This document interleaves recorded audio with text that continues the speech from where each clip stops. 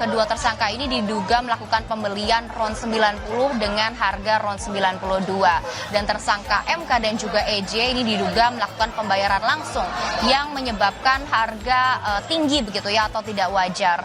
Ini telah menetapkan dua tersangka baru, satu atas nama Maya Kusmaya selaku Direktur Pemasaran Pusat Pertamina dan juga Edward. Yang keduanya saat ini sudah ditahan di Rutan Salemba Kejagung. Saat ini Andre dan juga saudara, kami sedang menunggu keluarnya dua tersangka baru tersebut yang dikabarkan sebentar lagi akan keluar dari gedung Kejaksaan Agung. Sebelumnya, kedua tersangka ini telah diperiksa tadi sejak pukul 3 sore hingga 10.30 malam waktu Indonesia Barat. Dan dua tersangka ini diduga melakukan korupsi bersama 7 tersangka lainnya. Andre, ini adalah kedua tersangka yang diduga atau baru saja ditetapkan sebagai tersangka oleh pihak Kejaksaan Agung.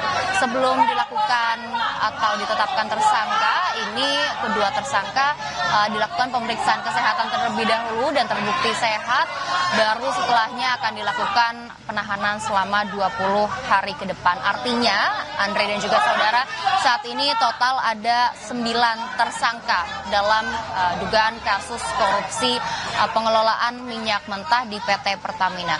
Sebetulnya kedua saksi ini sempat dipanggil, tadi ditunggu oleh pihak Kejaksaan Agung sejak pukul 10 pagi hingga 2 siang waktu Indonesia Barat, namun memang tidak hadir ataupun tidak memenuhi pemanggilan Kejaksaan Agung. Akhirnya karena memang ditunggu dan juga tidak mendatangi panggilan, dilakukan penjemputan paksa oleh penyidik di kantor yang bersangkutan yang berletak atau berlokasi di kawasan Kebayoran Baru, Jakarta Selatan.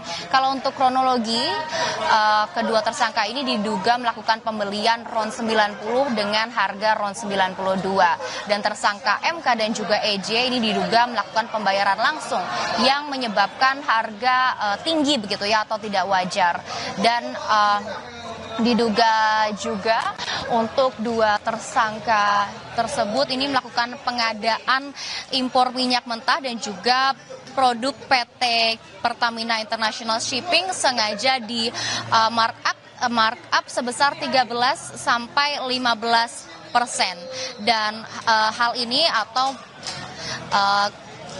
hal tersebut menguntungkan pihak broker yang adalah MKAR atau yang bisa dibilang merupakan anak atau putra dari pengusaha Riza Khalid, pemilik dari rumah yang dijadikan kantor atau tempat beroperasinya dugaan kasus korupsi ini.